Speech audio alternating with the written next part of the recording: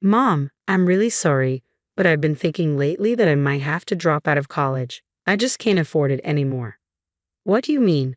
Shouldn't you be able to get by with $3,000 a month? Isn't what I send you enough? Wait, Mom, you've never sent me anything, have you? Her words hit me like a punch. I was sure I'd been receiving money from her every month. There's only one explanation for this. Anger started to boil up within me. The person I decided to confront was my own mother. My name is Beatrix. I lost my husband early, and I'd been raising my daughter, Anita, all by myself. Our life together has always been a stretch. I never had the time or money to worry about my appearance.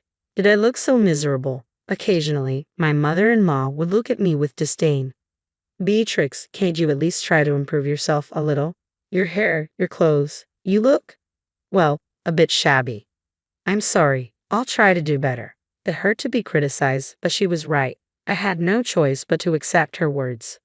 I've never let myself get angry or snap back at her. In the spring of a certain year, my daughter, Anita, was accepted to her dream college. It was a far commute from home, so she decided to live on her own.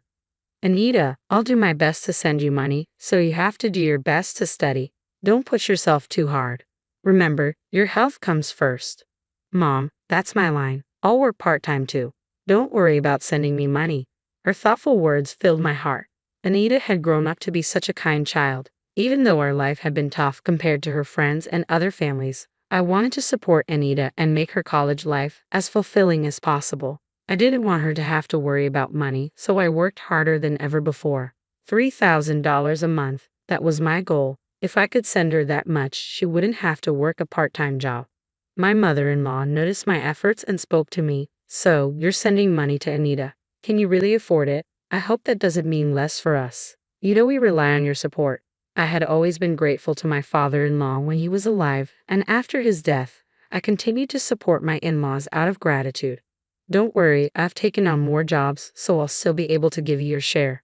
Oh, I see. That's fine then. After losing my husband, my income was unstable, and I guess my mother-in-law was worried. I understood her concern, so I never thought about reducing my contribution to my in-laws. Supporting my in-laws and sending money to Anita, it was more than $3,000 in total. Still, I managed to send it all, even if it meant cutting back on my own food and clothing expenses. Working all day and night was tough, but the messages from Anita always encouraged me. Mom, I've made friends. Mom, there's this weird professor, but the class is so interesting. Mom, I didn't do well in class today and got scolded, but I'll keep trying. Reading such innocent messages from Anita, I could sense she was enjoying her college life. Any exhaustion? I felt utterly blown away, a mix of pride and concern swirling within me. I had poured my heart and soul into working hard for Anita's happiness. But as time passed, her messages became sparse until they stopped altogether. A few months later, the cheerful updates ceased entirely. Whenever I reached out in worry, her responses were curt, "I'm okay." Could it be that college life had consumed her, causing her to forget about her mother? Or perhaps she had found a boyfriend and was solely focused on him. One day, lost in such thoughts, my phone rang suddenly. It was Anita. "Hello, Anita. What's up?" It was unusual for her to call. We typically converse face-to-face at home. Even after she moved to college, most of our communication was through text. "Yeah, I'm sorry, Mom. What happened?" Anita sounded down. I could sense something was amiss, so I concentrated on her voice through my smartphone. I ran out of money. I'm thinking maybe I should quit college." Anita's words hit me like a ton of bricks. "What do you mean you're out of money?" "I'm sorry, I tried my best," she said, her voice trembling on the verge of tears. I had faithfully sent her $3,000 every month without fail. It wasn't a lavish amount, but it should have been enough to prevent her from struggling to the point of contemplating dropping out. Besides, she was supposed to be working part-time as well. I couldn't fathom how she could be in such dire straits. Could she have fallen in with the wrong crowd, neglecting her studies to squander her money? I entertained the thought for a moment before shaking it off. No, that's not like Anita. "Anita, it's okay. Take a deep breath and tell me what happened." "Yeah, I was trying to make ends meet with rent, groceries, and my part-time job earnings. I had to dip into my savings, and now that's all gone too. I'm sorry, Mom. I'm really sorry." "Hold on a second. What about the money? I send you every month. That should cover your rent and living expenses, right?" No. No matter how I calculated it, the numbers didn't add up. If Anita was spending her salary, my remittances, and even dipping into her savings, something was seriously wrong. But she didn't seem to be lying. Anita, you never sent me any money, did you? Her words hit me like a ton of bricks. That's impossible. I've been sending you $3,000 every month. Did you check properly? Are you sure there's no money in your account? There's nothing. I've been keeping a close eye on my banking. If you'd sent me that much money, I definitely would have noticed. The shock hit me like a punch to the head, leaving me feeling dizzy. It was clear Anita hadn't been receiving the money, and it was causing her a lot of trouble. You don't need to drop out of college. I'll send the money right away, so don't worry. Do you have something to eat today? Are you okay? You're not getting sick, are you? I'm fine. I switched to a job where I get meals, and my friends have been worried about me.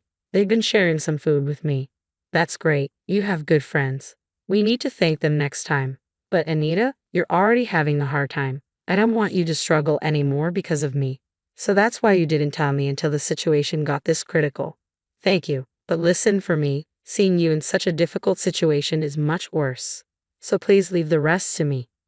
With that, Anita finally let out her emotions and started crying. I wondered when was the last time I heard her cry like this. After comforting Anita and hanging up the phone, I immediately took action, driven by a growing anger. I decided to confront my mother-in-law who lived nearby. Oh my, what's the matter, Beatrix? Showing up without a call?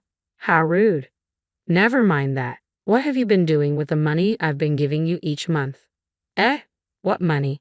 Of course, that money is for living expenses, she replied, her face momentarily twitching when I mentioned the money for Anita. I'm talking about the money for Anita. I was giving that to you too, right? The remittance to Anita was not directly transferred by me into her account. I've been handing it directly to my mother-in-law, who lives nearby, and she offered to make the transfer herself when she learned it was for Anita. So, I have been giving her an additional $3,000 for Anita's remittance. I would have declined if it was only about transferring the money, but there was a reason I didn't. That's because she said, I want to contribute to my granddaughter too. That's what you said, right? I trusted you and gave you the money. But what do you mean you didn't transfer it? My mother-in-law had convinced me with that, even though she was getting money from me. I thought it was her kindness toward Anita and trusted her. What are you talking about? I've been transferring money to Anita's account every month. Yes, I have. Please stop lying so blatantly. Anita has told me that she never received any transfers. Oh my, for her to lie like that. What kind of child is she, Beatrix? Maybe it's your parenting that's the problem. Excuse me? Hearing my own daughter being called a liar made me feel a rush of blood to my head. But if I lost my temper and forgot myself here, it would play right into her hands. I told myself to calm down, took a deep breath, and spoke again. Anita doesn't lie. If you insist on this, show me the bank statements where you made the transfers. I threw those away a long time ago. Listen, by checking Anita's account history, it's easy to see whether you really transferred the money or not. Even after knowing this, are you still going to call Anita a liar? Anyone could think of this, but when I said it, my mother-in-law seemed at a loss for words. She huffed again, muttering stubbornly under her breath. So persistent. I took a deep breath and continued, if you insist that you transferred the money, we should let the police investigate. The police? Isn't that a bit dramatic? It's not. This is about money. You said you transferred it, but it didn't show up. That sounds like a crime to me. We need to get it properly investigated. I don't think we need to go that far. Well, then I'll contact them now. No, stop. As I pretended to call the police, she lunged to snatch the phone from my hands. She missed and stumbled, then fell down and started crying. I never expected the mere mention of the police to have such an effect. In reality, I wasn't sure if the police would do anything in a situation like this where it was obvious that a family member was involved. But the word police itself seemed to weigh heavily on her.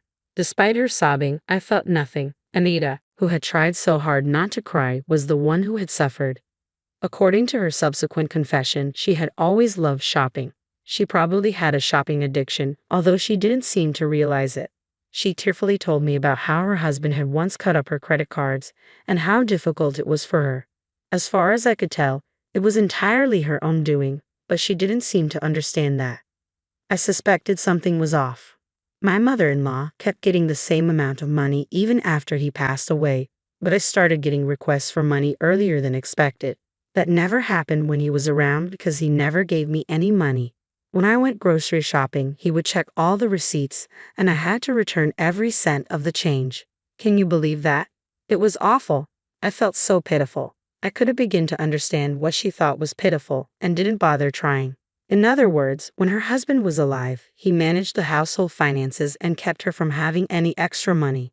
When he was gone, I finally had some money. I started buying things I couldn't afford before, and, well, I fell a little short. Then you mentioned sending money to Anita, so you took Anita's money. Do you realize that's theft? Theft? That sounds so awful. I was just borrowing it with no intention of returning it. Anita suffered because of your selfishness. She's young, she can handle it.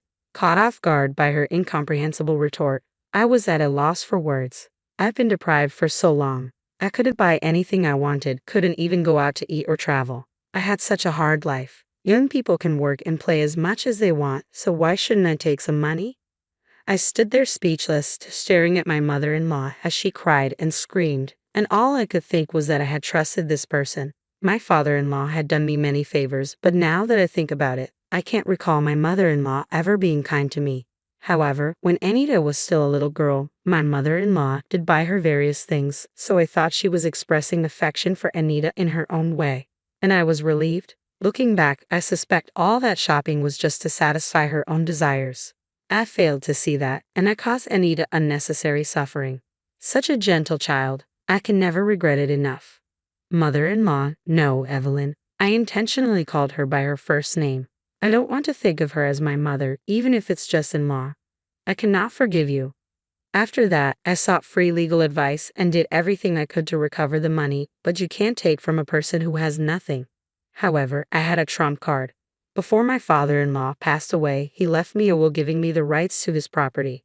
At that time, I wondered why he left it to me, but now I can guess that he might have been worried about his wife's reckless behavior. Naturally, my mother-in-law demanded that I renounce the inheritance, but I firmly refused. I want to praise my past self for staying firm despite being severely criticized as a greedy daughter-in-law. No matter what they say, I felt that I couldn't disregard my father-in-law's feelings. I didn't know the reason or the circumstances, but maybe I felt something. So technically, the house and the land are mine and my mother-in-law is just living there rent-free. I decided to sell the house. That meant the parasitic mother-in-law living there was in the way. So I contacted my mother-in-law's parents. This contact information was secretly given to me by my father-in-law, just in case. I really admire his foresight. That's why it's such a shame he didn't have a good eye for women. I knew that my mother-in-law had always hated her own family, but the reason became clear when I contacted them. They were a traditional farming family with strong tendencies toward male chauvinism. A stranger like me called, and they listened with a suspicious attitude, but they gladly agreed to take in my mother-in-law. It seemed like they wanted free labor. The conversation progressed quickly, and one day, out of the blue, her family came to pick her up, an event that my mother-in-law couldn't have predicted. I'll never forget the color draining from her face. When I took her brother, who came to pick her up, to her house, now my mother-in-law is doing tough farm work under strict supervision. She can't even go shopping at the supermarket, let alone squander money, and she seems to be living the life without touching money at all. Due to the stress, she seems to have aged quickly and is working every day as a wrinkled, frail, ghost-like figure with white hair. Looking at the recent bank statement of the money I just transferred to Anita, I smiled, thinking that if I saw her at night, I might scream. The house sold easily. It wasn't in a particularly good location, but once I decided I was okay with selling it for a low price, a buyer came forward immediately. The amount was enough to recoup the money wasted by my mother-in-law. I used that money without hesitation for my living expenses, and I sent Anita the money I earned from working. It's all money, but somehow the money I got from selling the house feels tainted, and I didn't like that. I've transferred this month's money just now.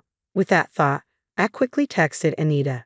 Even if I hadn't transferred the money, as long as I had communicated that I had sent it to Anita, she wouldn't have discovered the mistake so late. I regret now for neglecting such simple communication due to my busy schedule. The reply came swiftly. Got it? The message full of Anita's usual energy, accompanied by a string of cute emojis. She checked so quickly, but these days it seems you can easily check your bank balance on your mobile phone. I don't understand it at all, so I can only admire the adaptability of the young.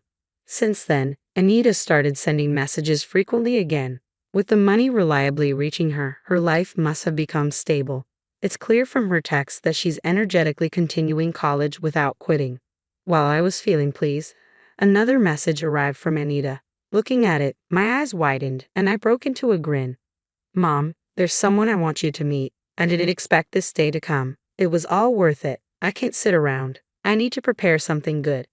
I changed my plan and headed to a high-end supermarket I don't usually go to. Since I no longer have to send money to my mother-in-law, there's a bit more wiggle room in my life. I've even been able to quit a few of the jobs I was juggling. I wondered what kind of food my daughter's partner likes. With a bit of premature speculation, I laughed. In the near future, I plan to invite the fresh-faced couple to our home and treat them with the best hospitality I can muster.